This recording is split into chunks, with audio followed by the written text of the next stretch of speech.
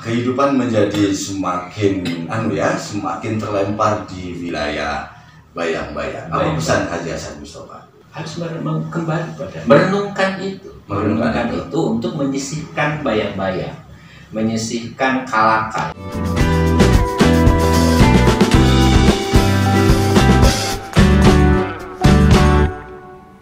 Semua orang tiba-tiba jadi berprofesi, memiliki standar etika kayak gitu, ya. Nggak mau menolong yang walaupun ada satu hal sebetulnya istilah profesional juga menjadi masalah.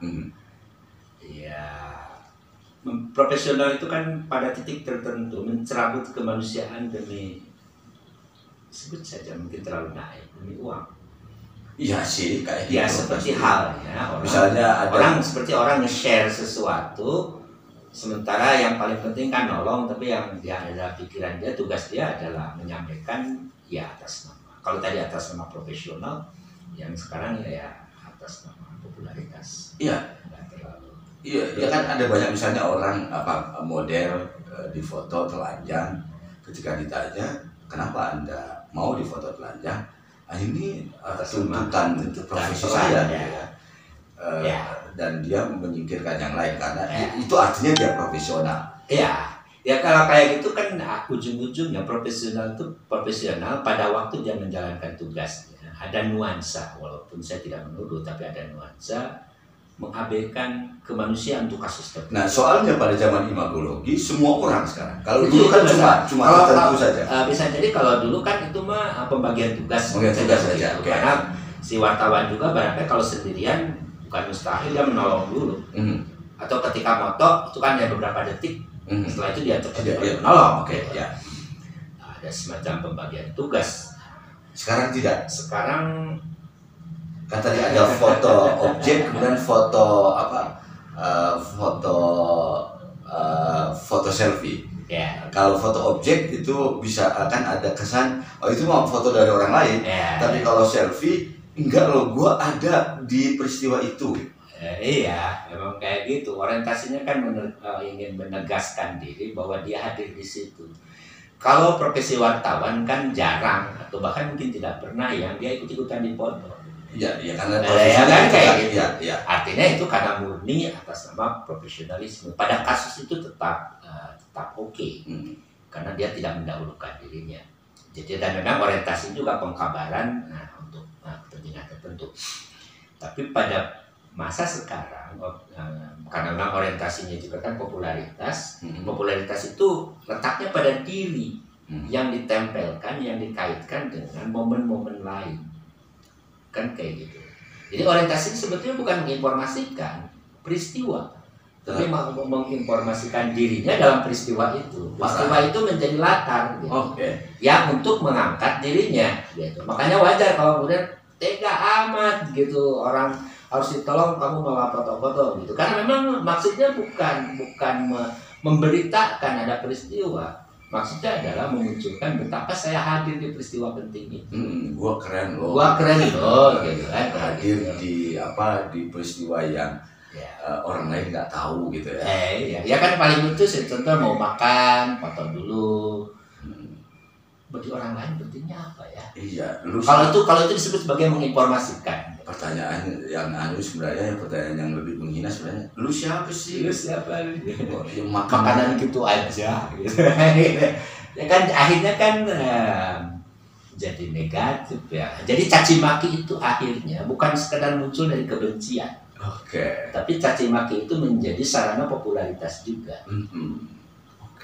Karena semakin dia mencaci maki orang, dia akan populer. Kehidupan menjadi semakin semakin terlempar di wilayah bayang-bayang. Apa pesan Haji Hasan Mustafa yang harus dilakukan menurut Haji Hasan Mustafa? Harus kembali pada merenungkan itu untuk menyisihkan bayang-bayang, menyisihkan kalakal. Kalakal itu apa bahasa Indonesianya ya? Daun kering gitu yang menutupi sesuatu. Itu harus disingkirkan sedikit demi sedikit dengan itu ada sebetulnya di salah satu naskahnya, yaitu di Sasakadika Aslaman, itu di fase 2 dan 1 terakhir. yaitu fase ke-6 dan ke-7, yaitu menyingkap pemikiran-pemikiran yang hadir dalam pikiran kita yang itu hanya aspek yang menutup substansi. Oke, mengkritisi ya. Mengkritis, melakukan pengkritisian pada diri sendiri. Mengkritisi apa yang kita pikiran-pikiran kita yang bisa jadi kita anggap itu benar. Padahal itu sebenarnya kalakai yang dasarnya yang menutupi bayang-bayang, yang bayang-bayangnya itu juga nggak jelas mana sumbernya, mana cahayanya. Banyak ilustrasi yang diungkap oleh Hasan Mustafa dari kehidupan keseharian sebagai ilustrasi dari perilaku makan. Substansi dari makan itu pada level yang paling dasar banget, contoh adalah kuat untuk menjalin hidup. Itu yang paling dasar, diasumsikan itu aja. Kemudian karena ada unsur kalakai, tidak hanya itu harus enak. Makannya dengan apa, di mana, dengan kan jadi makan siapa, kan gitu. Jadi hal-hal yang kemudian yang lapis-lapis kesekian itu justru menjadi lebih penting menjadi citra daripada untuk bisa bertahan hidup ya untuk energi yang itu tidak jadi terabaikan sama sekali, dan itu bisa bahaya bagi kesehatan, kesehatan bagi banyak hal dan termasuk bagi kepedulian. Oke, terima kasih Bapak Icon. Kita akan ngomongin lebih dalam tadi bagaimana cara HHM untuk menerabas ya, untuk membuat kita tidak betah pada dunia kalakai, pada bayang-bayang, karena dalam proyek kemanusiaan atau dalam proyek agama bertahan pada kalakai itu sesuatu yang lucu. Dan itu akan penuh tipuan. Penuh tipuan, dan kalau kita bertahan maka kita hidup dalam tipuan. Padahal kematian itu bukan tipuan, itu kenyataan yang paling nyata. Jadi kita akan bicarakan itu lebih dalam, bagaimana HM membicarakan cara untuk keluar dari jebakan kalangkang pada pertemuan berikutnya. Terima kasih semuanya. Assalamualaikum warahmatullahi wabarakatuh. Waalaikumsalam.